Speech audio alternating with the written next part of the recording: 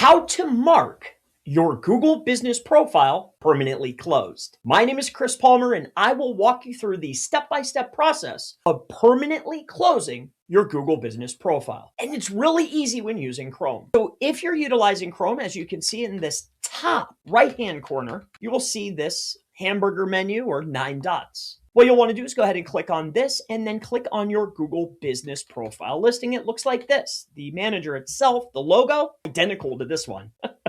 What you'll want to do next is come on over here and your screen should open up, and it may not look identical to mine, but don't worry. What you'll want to do is go ahead and choose the business that you want to mark permanently closed. So for this particular example, I'll click on this particular business here, and then the blue box at the very top will appear that says Actions. What you'll want to do is go ahead and click on Actions and look down to the very bottom, and what you will see is multiple options, a plethora of options, but what you want to actually click on is permanently closed. If you're a seasonal business, or maybe you want to potentially just temporarily close it because you do not want to lose all of the data associated to your Google business profile, and you do not want to have Google create you a brand new CID or go through all the rigmarole of setting up a brand new listing.